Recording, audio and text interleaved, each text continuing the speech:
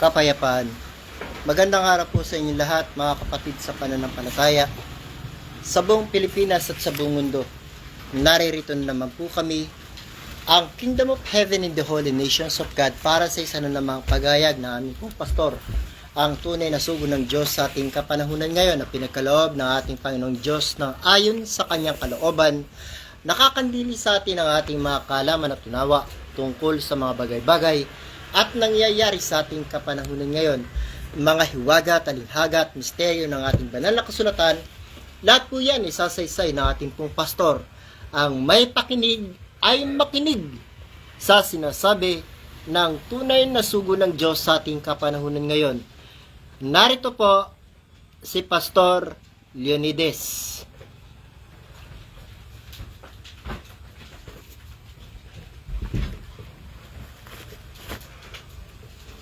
Well, talagang hindi ko kabayo babatiin ng magandang umaga dahil wala pang magandang kinabukasan sa inyo kung kayo'y manatiling sinungaling at itinatanyag nyo ang inyong relihiyon. Anong sabi ni Jesucristo?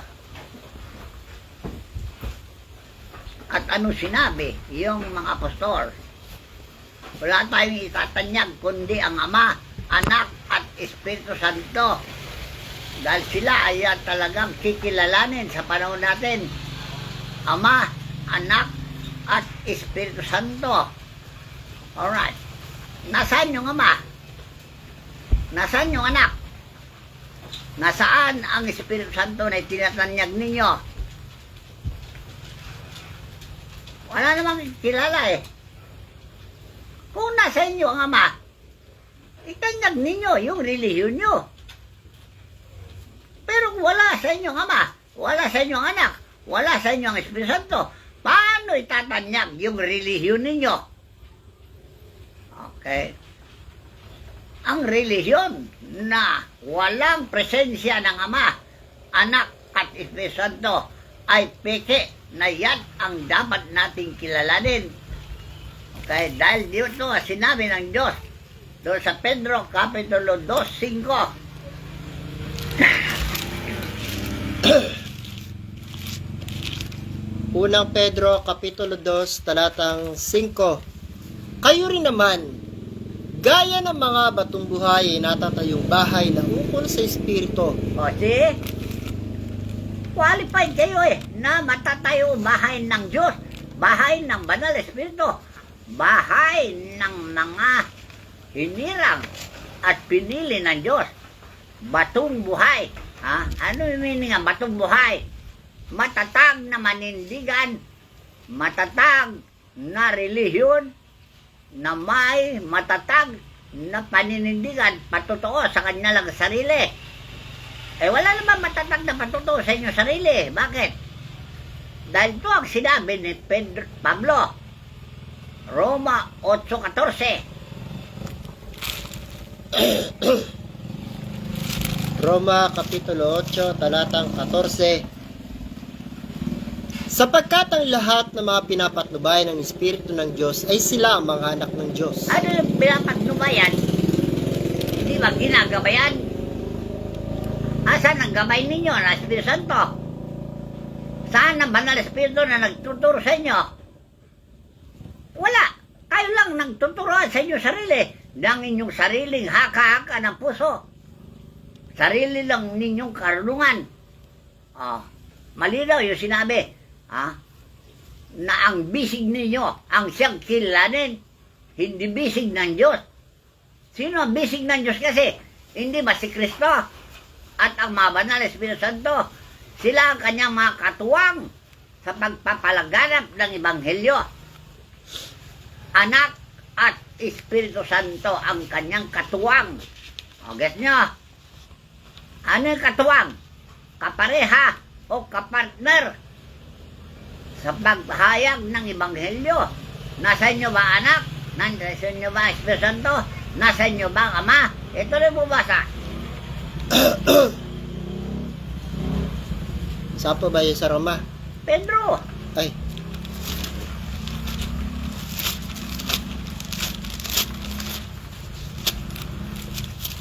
Pakinggan nyo mabuti ha. Kayo rin naman na gaya ng mga batong buhay na Hindi, ay, isunod mo na. Basa mo na yan eh. 6. Ito ang nilalaman ng kasulatan. Kita nyo na. Yan ang kabuuan ng kasulatan. 6 na ha. Basahin mo na. Narito ang aking inilalagay sa siyo ng isang batong panulok na pangulo, hirang mahalaga, at ang sumasampalataya sa kanya ay hindi mapapahiya. Ano yung panulo? Ang tinuturing yan, ang tinutukoy yan ay ang tatsulok. Triangle. Na silang tatlo ay nagkakaisa. Triangle. Kita na.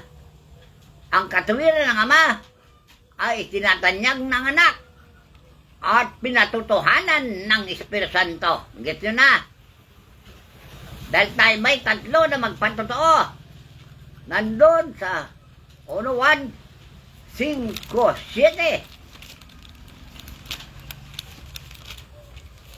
Unang Juan, Kapitulo 5, talatang 7. At ang Espiritu ang nagpapatotoo, sapagkat ang Espiritu ay katotohanan. Alright. See? Tuloy mo. Sapagkat may tatlong nagpapatotoo, ang Espiritu, ang tubig, at ang dugo, at ang tatlo ay nagkakaisa. Ano yung Espiritu na magpatotoo? Yung taong kinaroonan ng Diyos. Doon nakasulat sa Henesis 1.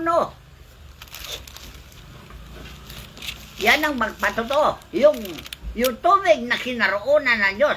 Ang tubig nito ay siya yung maghugas ng ating mga kasalanan. Tubig, bautismo sa tubig kanyo. Hindi na tubig na umagos sa sapa. Tubig na buhay. Gaya ni Kristo. Nung nag-usap sila ng Magdalena, ang sumasampalataya sa kanya, sabi niya ay bubukal ang tubig na buhay hanggang sa kabuhayan walang hanggan. Ayan ang pinatutuhan niya, Magdalena. Yung babaeng Samaritana na kausap niya. Alright, sibasahin mo na, si Henesis. Henesis, Kapitulo 1, talatang 1-2. Puno. Nang pasimula ay nilikha ng Diyos ang langit at ang lupa. At ang lupa ay walang anyo at walang laman. At ang kadiliman ay sumasaybabaw ng kalaliman. At ang Espiritu ng Diyos ay sumasaybabaw ng tubig. Kita na. Saan nakataan ang Espiritu ng Diyos? Bilang Espiritu ang magpatotoo. Dahil yung Espiritu ay siya ang Ama. At ang tubig na kinaroonan niya, siya yung tao na maglilinis ng ugali ng sangkatawan na siya, si Jesus. Yun ang tubig na buhay na tinutukoy nyo. Si Jesus, yung bukal ng buhay. Na. At yung Espiritu na gumagamay sa kanya, na isinugo ng Diyos, na siya si San Miguel, at ang mga angkan ng mga arkanghel, kasama niya sa lahat. Sila lahat, dahil sila naglingkod sa kanya. Nung tinalo niya si Satanas sa diskusyon, doon sa Matthew. Ito na. Matthew 8. Basahin. Matthew 4:8. Muling dinala siya ng dyablo sa isang bundok na lubang mataas at ipinamala sa kanya ang lahat ng mga kariyan sa sanlibutan at ang kaluwalhatian nila. At sinabi niya sa kanya, lahat ng mga bagay na ito ibibigay ko sa iyo kung ikaw ay magpapatira pa at sasambahin mo ako. Ano ibig sabihin yan? Kinukumbinsi niya si Jesus na sumamba kay Satanas dahil sila ay pinagsabong ng Diyos. Tandaan nyo, Matthew 8:1. Mismo ang Diyos ang kumilos para magkatuwiranan silang dalawa. Sige.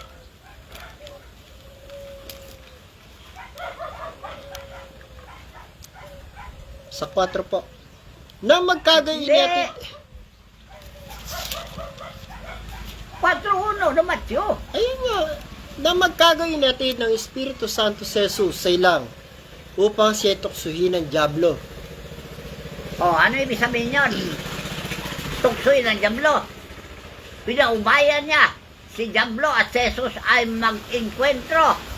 Tandaan nyo mag-encounter ng salita. At nung pinalayas niya ang Diablo, ano ginawa ni Diablo? Umalis ba siya o hindi? Tuloy mo buwasa. At nang siya makapag-ayunong 40 araw at 40 gabi, sa wakas ay nagutom siya. At ang Hindi manok... dyan. Doon tuloy doon sa Roma 4:8. Umpisa naman naman sa umpisa eh. San Juan 4:9 na. San Juan Matthew 4:9 na. At sinabi niya sa kanya, lahat ng mga bagay na ito ibibigay ko sa iyo. San 9 na, 8 pa lang yun eh. Ito nga po, Mateo 4:9. Ano sabi niya kay Satanas? Hindi At ba? sinabi niya sa kanya, lahat ng mga bagay na ito ibibigay ko sa iyo. Kung ikaw magpapatira pa at sasambahin mo ako. Nang magkagayoy, sinabi sa kanya ni Jesus sa 10. Nang magkagayoy, sinabi sa kanya ni Jesus, humayo ka, Satanas, sapagkat nasusulat, sa Panginoon mong Diyos sasamba ka at siya lamang ang iyong paglilingkuran. Oh, hindi ba naglaban na sila ng encounter, face to face? Sila dalawa ni Satanas.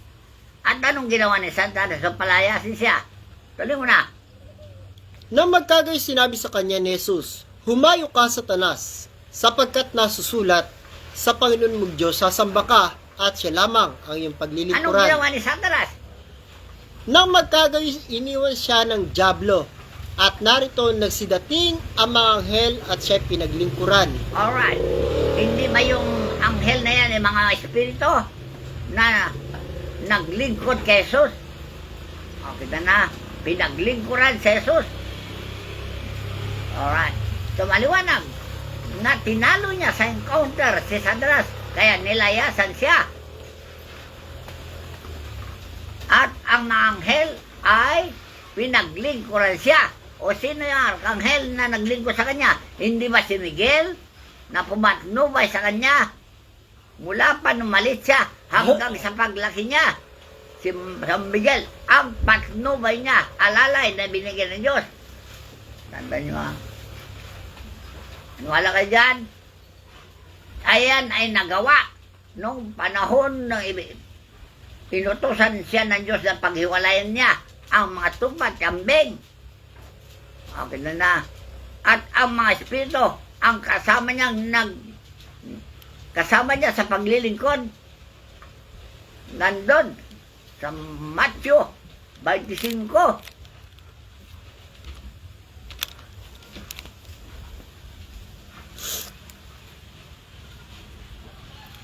Mateo Kapitulo 25, talatang 31. Yan ang pasimula ng gawin niya, tungkulin niya, na hiwalay niya itong masambing. Ito na mo. Tatapat pagparito ng anak ng tao na sa kanyang kaluwalhatian, na kasama niyang lahat ng mga anghel. O yan. Kasama niya lahat ng mga anghel. Sino sa mga anghel na kasama niya? Pinangungunan ni Miguel, Arkanghel, Barakhil, Arkanghel, Gabriel, Arkanghel, at saka yung Doktor Rafael, Arkanghel, at yung tatlong Arkanghel na ilutusan niya na pumatay. Tandaan nyo si Ismael, si Judel, at saka si Seltel. So, ang daming Arkanghel ang gabay niya.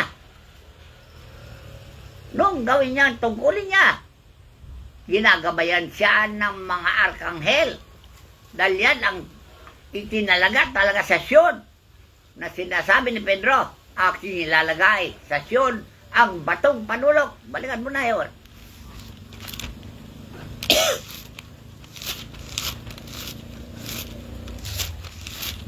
Para maunawa nila ang hiwaga ng Ebanghelyo. Parang puzzle yan. Pagtatagpiin mo para mabuo mo ang puzzle.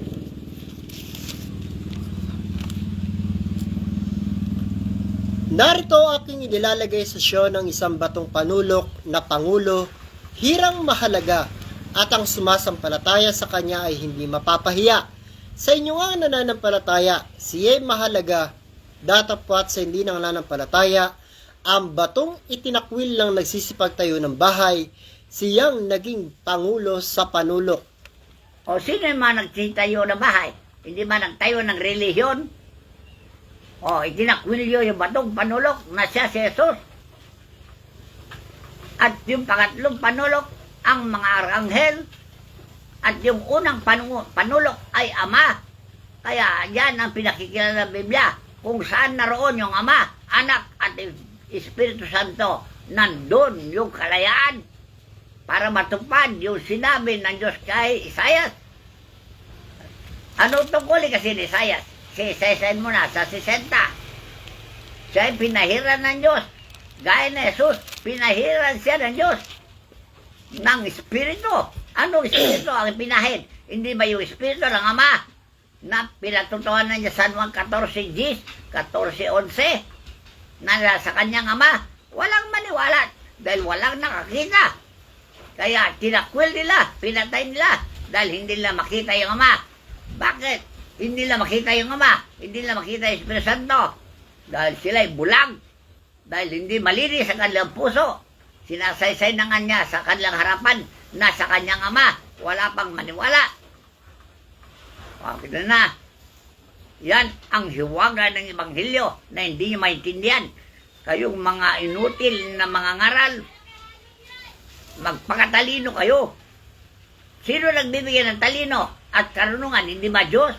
Yun ang sabi ni Santiago. Kung wala kayong talino, humingi kayo sa Diyos para bigyan niya kayo ng talino. Santiago, Kapitulo 1, talatang 5. Ngunit kung nagkukulang na karunungan ng sino man sa inyo ay humingi sa Diyos na nagbibigay ng sagana sa lahat at hindi nanunumbat. O, kita na. Sino nagbigay sa inyo karunungan? Diyos ba? O Satanas? Ano yung karunungan na yan na tinutukoy? Dahil yung karunungan ng Diyos ay hindi na ibigay sa mga tao. Dahil ang karunungan ng Diyos ay pinabayaan ng tao. Dahil ang kahinaan ng Diyos ay mas malakas kaysa tao. Tandaan nyo ha. Kaya kinalugdan ng Diyos ang iligtas sa mga manampalataya dahil sa kamangmangan ninyo. Get nyo? Binabasa yan eh.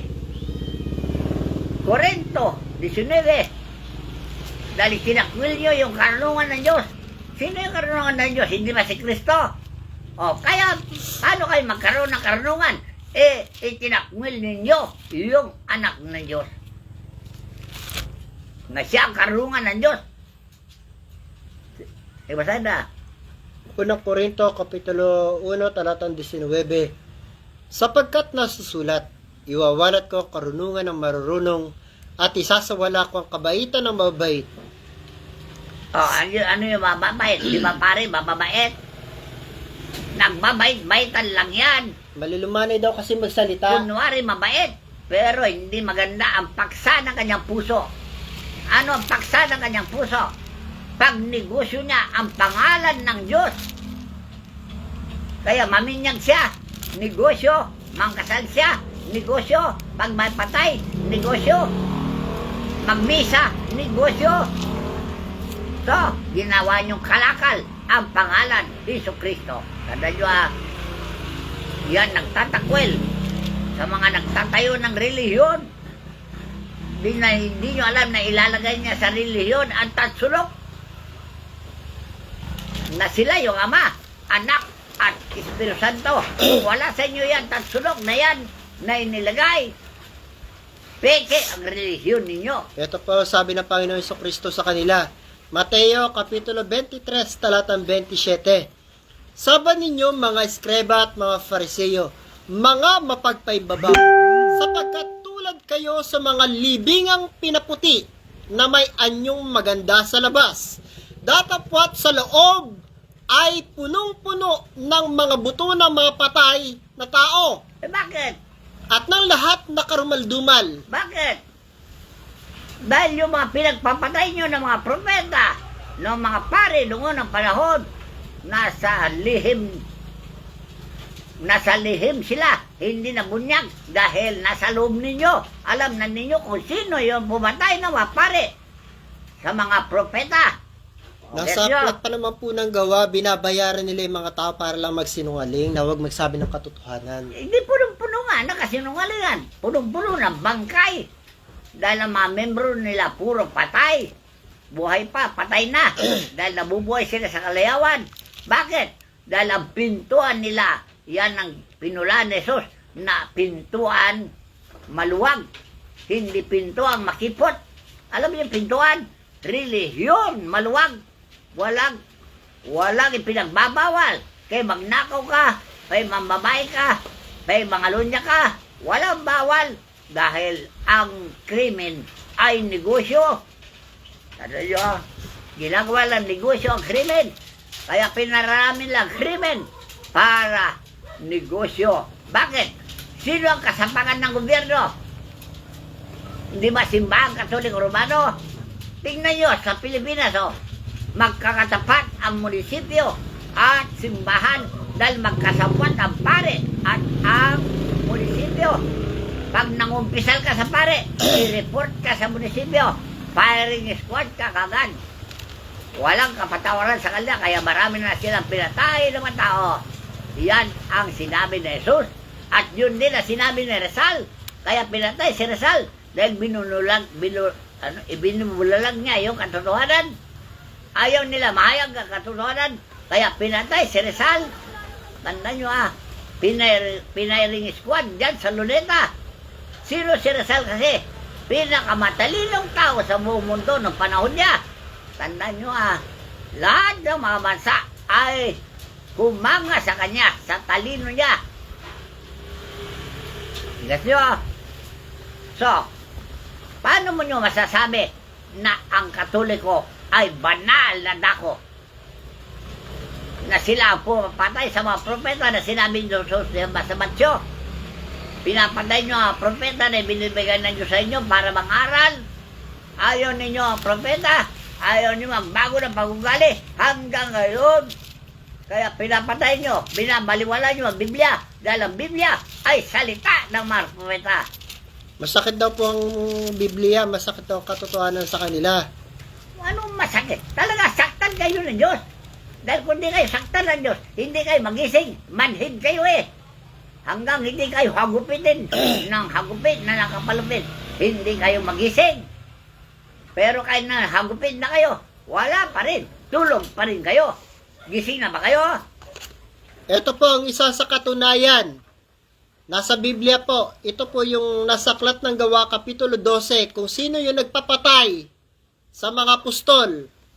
Gawa, Kapitulo 12, talatang 1 hanggang 3. Nang panahon ng yaon ay iniunat ni Herodes ang kanyang mga kamay upang pahirapan ang ilan sa iglesia at pinatay niya sa tabak si Santiago na kapatid ni Juan. O yan, isa na yan. O, sino Santiago kasi? Alam nyo, Santiago na yan, hukom yan. Yung nakakabayo na hinahangan ninyo, hukom yan. Santiago the first. Mayroon Santiago the second. Tandaan nyo O, guess nyo? Ay si San Pedro, nahuli rin nila, kaya lang nakatakas. Pinatay din nila. Yun nga lang, napatay pa rin. Kahit na si Pablo, pinatay nila. Kahit na yung mga 11 apostol, pinatay nila lahat yan. Bakit po, sino ba yung si Herodes? Di ba Romano yan? Talaga. Bata pa lang si Jesus.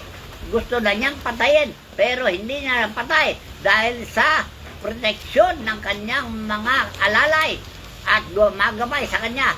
Sila yung mga arkanghel na si Gabriel Arkanghel. Alam niyo po ba kasi yung ginagawa ng mga apostol noon? Ibinubulgar nila yung gobyerno, ginagawa ang mga kasama ng gobyerno at mga iba't ibang relihiyon. Ayaw nila matuligsa. Ayaw nila maturuan. Bakit? Yung mga apostol ba ni Kristo, inutusan niya na makipagpatayan? Hindi na inutusan na makipagpatayan. Inutusan niya sila na ganito. Sa Matthew 10, magmula sa 6 hanggang sa 8. Basahin. Mateo, Kapitulo 10, talatang 6. Sa 5 mo na po. Ang 12 ito'y sinugo ni Jesus at sila'y pinagbilinan na sinasabi, huwag kayong magsitungo sa alinmang daan ng mga hintil. Anong daan ng mga hintil? Yung mga tao walang Diyos. Dahil yung mga tao walang Diyos, talaga mararahas yan. Pumapatay yan. Kagaya ng mga Romano Katoliko. Talaga. At huwag kayong magsipasok sa alinmang bayan ng mga taga-Samaria. Sino yung mga taga-Samaria? Mga propeta na mapagpaimbabaw at wala naman silang alam na makahula. Kaya tao karam nila, hindi pa nila mahulaan. Kagaya ni Magdalena. Propeta yan si Magdalena. Hindi niya mahulaan na yung Misaya na inahangan niya sa Biblia ay kaharap na niya. Yan ang pinag-usapan doon sa Matthew Kapitulo 4, magmula sa 15. Tandaan nyo Kundi bagkos magsiparok kayo sa mga tupang nangawaglit sa bahay ni Israel. Sino yung mga Israel? Yung mga naniniwala sa Espiritu. Yan ang mga bahay ni Israel. Tandaan nyo. Sino si Israel? Yung mga pamilya ni Jacob na mananampalataya sa Diyos na iba't ibang relihiyon. Pero may isang relihiyon na lumitaw sa kanyang angkan na si Jose, na siya ang taong naka-espiritu. At si Jose, bilang pinatay siya, sinamak ng kanyang mga kapatid. Minahal pa rin niya ang kanyang mga kapatid. Tinanggap pa rin niya sila. Ganyan ang narapat mangyari. Kahit na masama ginawa mo ang mga kapatid mo, huwag kang gaganti. Dahil yun sabi ng Diyos, huwag kayo magaganti sa masama. Ako ang gaganti, sabi ng Diyos. Kaya si Jose, hindi gumanti sa kanyang mga kapatid. Ipinakita niya ang pagmamahal sa kanila sa paraan, alam niya na mabalik ang kanyang mga kapatid sa kanya, pati kanyang ama. Nabasa niyo yun sa aklat? Kundi nabasa yan. Si Jose ay siya si Jesus ngayon. Kahit na pinatay niyo siya sa krus, mahal pa rin niya kayo. Tandaan niyo Sino po batayin? Yung mga magulang niyo. Diyan sa Romano Katoliko. Mga ninuno niyo. At sinabi naman ni Jesus, kung buhay pa sana kami, nung panahon namin magulang, sana hindi kami nagkaganito. Sinisisi kami ng tao. Kaya kayo ayaw na sinisisi ng Diyos. Dahil yung ginawa ng angkan ninyo, siya pa rin ang ginagawa nyo hanggang ngayon. Itinatakbil nyo ang propeta. Ayon tanggapin ang mga propeta. Dahil sabi nyo, wala ng propeta. Bakit? Kulelat ba ng Diyos na hindi makagawa ng propeta? Ayun sinabi niya, sa huling araw, ibubuhos ko ang aking espiritu. Yung mga nabuhusan ng espiritu, sila yung mga propeta. Nung una, ngayon, sa huling araw, magbubuhos naman ng kanyang espiritu. Lilinaw pa rin ang propeta. Kaya kayo, inismul nyo ang Diyos, minamalit nyo ang Diyos, hindi nyo mapantayan ng Diyos, tandaan nyo. Mateo, Kapitulo 23, talatang 37. O Jerusalem, Jerusalem, na pumapatay sa mga propeta at bumabato sa mga sinusugo sa kanya, makailang inibig kong tipunin ang iyong mga anak na gaya ng pagtitipon ng inahing manok sa kanyang mga sisiw sa ilalim ng kanyang mga pakpak ay ayaw kayo. Makailan na? Ilang beses na nagsugo ng propeta, pinatay ninyo. Ngayon, ayaw nyo talaga ang propeta. Gusto nyo kayo mga torpeta. Kayo masisikat, mga torpeta. Papalaro, masikat na sikat nga. Kahit saan pumunta, sinasamba ng mga tao, buong mundo. Pagdating ng katotohanan, tandaan nyo, ang bahagya na mapaparam. Kaya malapit na kayo maparam. Kaya mag-isip-isip na kayo bago mauwi ang lahat. Sa wala. Magbago na kayo, sabi ng Diyos. Magbalik-lum na kayo sa akin. At lilingapin ko kayo. At pasasaganain ko ang buhay nyo. Ayan ang pagmamahal ng Diyos. Kahit na inapin nyo ang kanyang anak, ang pangako niya ay tutuparin kung kayo ay magbalik loob sa Diyos. at magbalik loob sa kanyang anak na si Jesus at magbalik loob sa mga banal na espiritu na gumagabay sa ating lahat. Dahil ang mga banal na espiritu gumagabay sa lahat ng tao, tandaan nyo na hindi nyo alam. Dahil bobo talaga. Kaya gustong-gusto ng Diyos na iligtas ang mga mananampalataya dahil sa kabubuhan ninyo. Kaya nga sa amin ni Hari Solomon, hanggang kailan kayo mga bobo magsisibag sa inyong kabusbusan? Kasi binigyan na kayo ng Diyos ang guro. Ayaw pa ninyo tanggapin ang guro. Ngayon, binigyan na naman kayo ng ibang guro, mga aliw. Ayaw pa ninyo. Talaga, matitigas talaga ulo nyo. Gusto nyo mamatay lahat. Sinabi niya sa akin ito, dandan nyo kaunti na lang matira sa buong daigdig at maghari na siya. Sino'y matira? Yun lang naniniwala sa lahat ng ebanghelyo. Sila matira, tandaan nyo. Dahil lahat ng mga kasalanan, papatayin niya. Tandaan nyo gusto nyo mamatay? Sigurado. Huwag kayong maniwala. Para kayo mamatay na. Pero kung maniwala kayo, kayo'y mabubuhay at hahaba ang inyong buhay. Kung manatili sa inyo ang salita ng Diyos.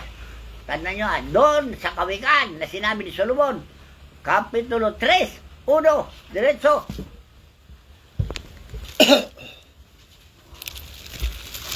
Kawikaan, Kapitulo 3. Ang liwanag yung sinabi ng mensahe ni Solomon, anak ko, ingatan mo ang aking mga utos. Ito dalawa. Anak ko, huwag mo kalimutan ang aking kautusan, kundi ingatan ng iyong puso ang aking mga utos, sapagkat karamihan ng mga araw at mga taon ng buhay at kapayapaan ay madadagdag sa iyo. O hahaba raw ang panahon ng inyong buhay at kapayapaan para madaragdag kung ingatan nyo ang utos ng Diyos. Asan naroon ang utos ng Diyos? Nasa dyaryo ba? Nasa magasin ba? Nasa Pasugo ba? o nasa Biblia? Asan ang utos ng Diyos? Sa periodiko? Sa balibalitang kutsero? O nasa Biblia? So, ingatan nyo ang Biblia dahil yan ang kinusulatan ng mga utos ng Diyos. Kapag hindi nyo ingatan yan, iikli lang ang buhay nyo. Tandaan nyo hindi hahaba buhay nyo. Tingnan nyo, 30 anyos ka pa lang, mamatay ka na. 50 anyos, mamatay ka na. 60 anyos, mamatay ka na. Hindi mo na abutin ng mahabang buhay. Dahil sa mga salot na gagawin niya para kayo mamatay. Nandun sa Deuteronomio 28, ito ang gagawin sa inyo kung kayo hindi mataliman sa utos ng Diyos. Kung hindi mo isasagawa ang lahat ng mga salita na kautusang ito na nasusulat sa aklat na ito, O huwag niyong gagawin para kayo kakakauntin sa bilang. upang ikaw ay matakot dito sa maluwalhati at kakilakilabot na pangalang ang Panginoon mong Diyos. Kung magkagay gagawin ng Panginoon na kamangha-manghang salot sa iyo, O ano nga salot na yan? Ayan na mga sakit na hindi na papagaling ng mga doktor. Yan ang mga salot. Nakikitil na yung buhay. Pero kung lumapit kayo sa Diyos, paggagalingin niya kayo. Yan ang mga pangako niya. Get niyo? Situloy mo.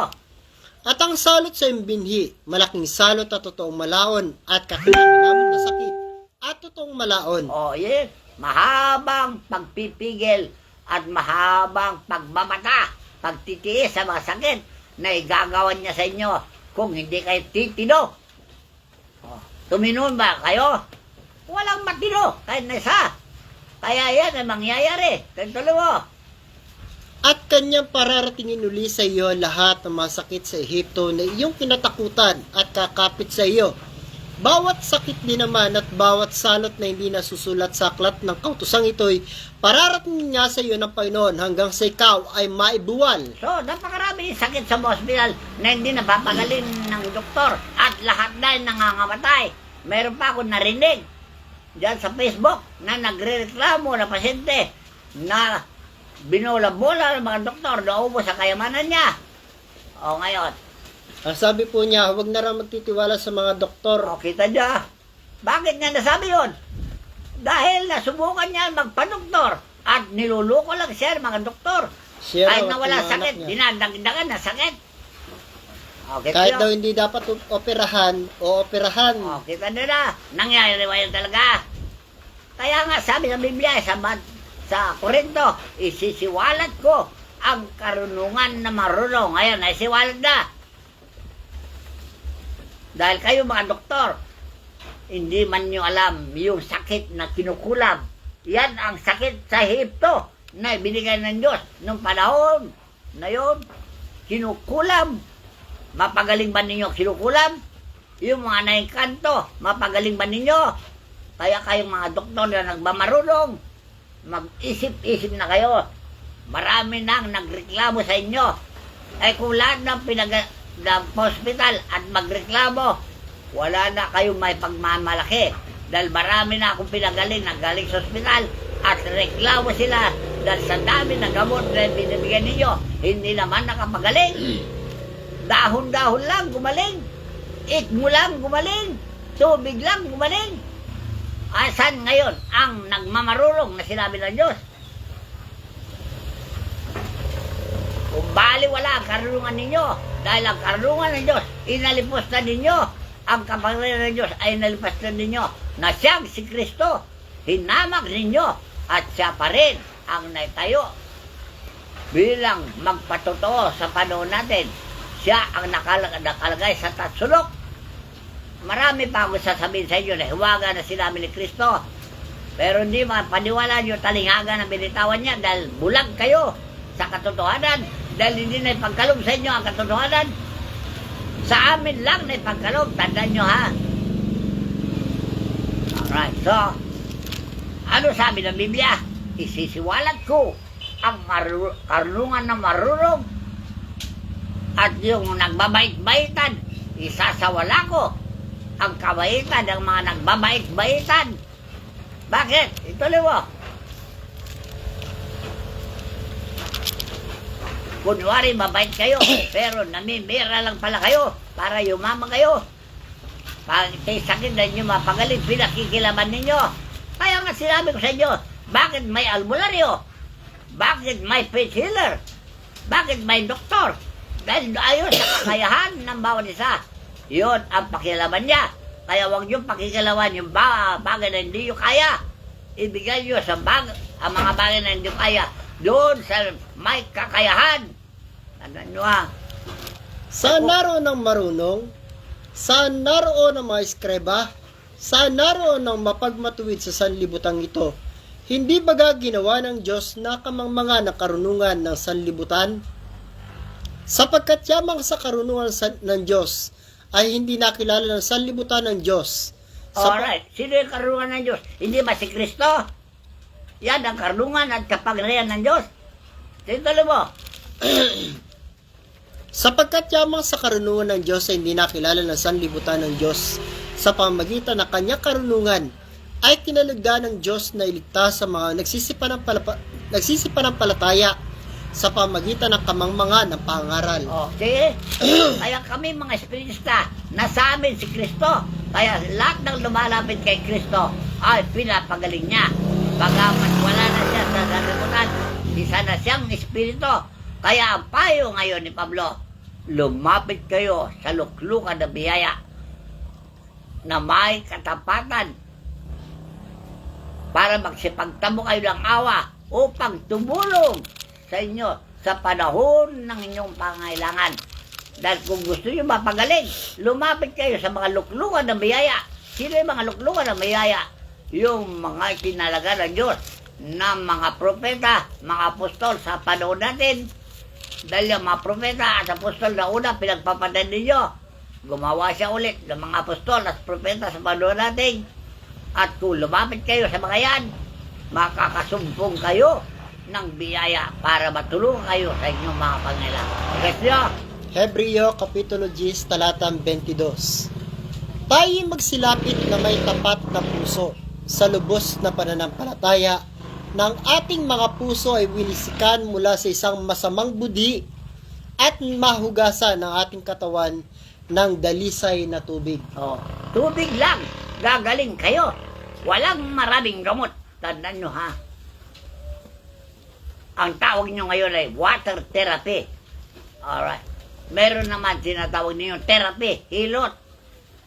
Okay, hihilot kayo. Hindi naman nyo parang napagaling nyo, hinihilot ninyo. Therapy.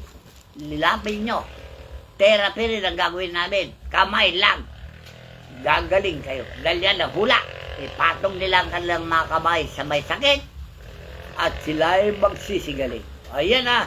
Kung di nyo paniwalaan yan, bobo pa rin kayo hanggang ngayon. Nahayag na ang katotohanan, di nyo paniwalaan. Pilit nyo, pinagpipilitan ninyong katuwiran na mali-mali. So, maglubay-lubay na kayo bago kayo ubusin ng Diyos. Ituloy mo doon sa Deuteronomio 28. Kung gaano ang Diyos ay maligaya na kayo paramihin, ganon ang Diyos ay maligaya na kayo ay patayin. Dahil matigas ang ulo nyo. Mula pa ng pasimula, Henesis pa, matigas na ang ulo nyo. Inilunod na nga tayo ng Diyos ng panahon ni Noe. Matigas pa rin ang ulo nyo. Gusto nyo ilunod ulit? Nakahula na ilulunod tayo ulit. Gusto nyo malunod ulit? Kaya nung panahon ni Jesus, yan din ang sinabi niya. Ano sabi na Jesus? Na magitan siya. Ama, patawarin mo sila. Dahil hindi nila alam ang kanilang ginagawa. Kaya utang natin na loob kay Jesus, yung kaligtasan natin ngayon, dahil pinapatawad tayo ng Diyos. Kaya lang, tagal niya maghintay na magsisi kayo, magbalik loob na kayo sa Kanya, upang pagalingin niya ang mga salot na ito na binigyan sa limutan. Hindi, hawin na niya lahat yan kung magbalik loob na tayo sa Kanya. Yan na. Kaya hinikayat niya na magbalik loob na kayo sa akin. Kayong tumatalikod, mga anak. Ayaw nyo magbalik loob. Tumatalikod na kayo sa katotohanan. Pilit nyo sinisipa ang katotohanan. Pilit nyo binabaliwala ang katotohanan. Ano ang katotohanan? Di ba Biblia? Aral ni Kristo ay katotohanan. Binabaliwala nyo aral ni Kristo. Gusto nyo maubos? Ito lang mo, yung isa. Yung Deuteronomio. At kayo'y malalabing kaunti sa bilang. Okay, pagkatapos na kayo'y maging gaya ng mga bituin sa langit sa karamihan, sapagkat hindi nyo dininig ang tinig ng Panginoon mong Diyos. At mangyayari na kung paano ang Panginoon ay nagagalak sa inyo na gawin kayong mabuti at paramin kayo, ay gayon magagalak ang Panginoon sa inyo na ipalipol kayo at ibuwal kayo, at kayo palalayasin sa lupa na inyong pinapasok upang ariin. Alright, nagaganap na yan. Kamkamin ang lupa mo. Agawin ang lupa mo. Minana mo sa mga magulang mo, walang titulo.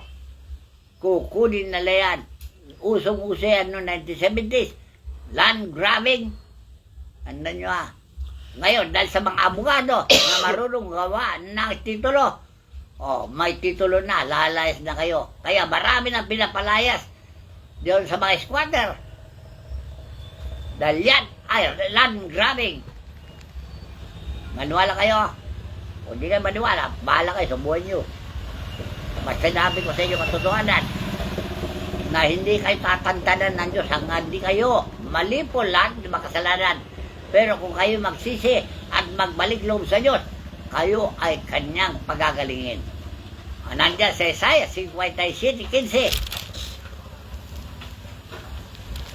Ako'y natahan sa mataas at banal na dako na kasama niya yung mga nagsisisi at magpakumbabang loob upang bumuhay ng mga puso ng nagpapakumbaba at upang bumuhay ng puso ng nagsisisi. Ngayon, di kayo marunong magsisi. Sabi nyo, walang kasalanan kayo. Marami na akong nakausap na sinabi, wala silang kasalanan. Sasaktan ka ba ng Diyos ng sakit kung wala kang kasalanan? Dahil ang sakit, sabi ni Santiago, bunga ng kasalanan. Pag hindi mapagaling, magbunga na ng kamatayan. O yan, dami na mamatay na. Milyon na. Hindi pa kayo nababalisa, siya lang mamatay. Hintayin pa ninyo maubos lahat. Sige. Labanan nyo ang Diyos. Huwag kayo magsisi. Binigyan ka na kayo ng panahon makapagsisi, pagkakataon na magsisi, magbalik loob na kayo sa Diyos. Yan ang sinabi ni Pablo. Kami ang mga ginamit niya upang kayo makikasundo na sa Diyos. Ayaw niyo makikasundo, kamukha sa amin, kami rin ang ginagamit ng Diyos upang kayo makikasundo na sa Diyos. Ayaw niyo, kamukha ni Jesus, siya ang unang ginamit upang makikasundo na ang tao sa Diyos. Wala pa rin. Hindi pa kayo makikilos. Kung sino yung nagsasabi ng katotohanan, kuronan nyo ang mga tinik. Mga piloso po kayo talaga. Tigas ang ulo nyo. Alright. Ano sabi ni Pablo? Kayo mga mangmang na taga-Pilipinas. Hindi ba si Kristo napako sa krus? Maliwanag na hayag, sabi ni Pablo. Sino nagpako sa krus ni Yesu Kristo? Hindi ba yung tao hindi niniwala? Ganyan din kayo sa panahon natin. Hindi kayo niniwala. Pinapako yung muli si Kristo sa krus. Maliwanag ba yan, ha? Kaya kung sundin nyo ang utos si Kristo, mabuhay na kayo. Hindi nakapako na sa krus si Kristo. Dahil ganapin na niyo yung tungkulin, yan ang pagbangon ngayon ni Kristo sa mga patay. Kung tungkulin ninyo ay gawin ninyo, nabuhay na si Kristo sa krus. Amen? Kung hindi nyo maintindihan niya, bobo pa rin kayo. Tanda nyo, ha? Bakit? Hindi naman kami magsasawa ng mga sa inyo, eh. Ang problema, nakikinig ba kayo? Yan ang malaking problema ng Diyos. Dahil hindi kayo nakikinig. Inibig pa ninyo ang kadiliman kaysa ilaw. Ayaw nyo lumapit sa ilaw para maliwanagan kayo. Gusto nyo dilim, malabo na kayo magliwanag kung manatili kayo sa dilim. Okay? Binigyan na nga kayo ng ilaw. Walang iba kundi si Kristo. At yung ilaw na yan ay pinasa sa amin. Anong basahin nyo kasulatan? Sa Matthew, kayo ang ilaw na sa libutan na natatayo sa isang bundok-bundukan na hindi maaaring itago. Ito na. Kaya nagliliwanag kami. Ang katuruan ito, nililiwanag namin sa inyo para maliwanagan kayo. Pero kung ayaw nyo, ayun ang bahala sa buhay nyo. Basta nagawa namin tungkulin, wala na kaming pananagutan sa inyo. Get nyo? So hanggang dito lamang, sana magising na kayo sa katotohanan. Huwag na kayo manatili sa dilim. Dahil ang manatili sa dilim, hindi niya alam kung saan patutungo. Pupunta na pala sa impyerno. So yun po yung sinasabi namin, may tila baga daan na akala mo matuwid, subalit ang dulo pala ay pagkapahamak at kamatayan. Alam niyo, ibig sabihin ng daan, relihiyon. Kagaya niyan. Yung relihiyon niyo ba daan ng buhay o daan ng kamatayan? Akala niyo matuwid, yung pala kamatayan ang abutin niyo lahat. Kaya nga po lagi kong sinasabi para malaman po nila yung Romano Katoliko, yung mga pare at papa na Roma, mga nasa impyerno lahat. Gusto niyo po ba sumunod sa kanila? Hindi lang paniwalaan yan. Kaya na sabihin mo, wala silang paniwalaan dahil wala na silang karanasan. Wala silang naobserbahan. Wala silang nasaksihan. Kaya walang maniwala dyan, sinasabi So ko. hanggang dito na lamang po at maraming salamat po. Para doon pa lang sila magsisi. Maraming salamat po sa inyong lahat. Ang lahat po ng kapurihan, kapangyarihan, karangalan ay ating pong itinataas sa ating pong dakilang Ama. Siya nawa.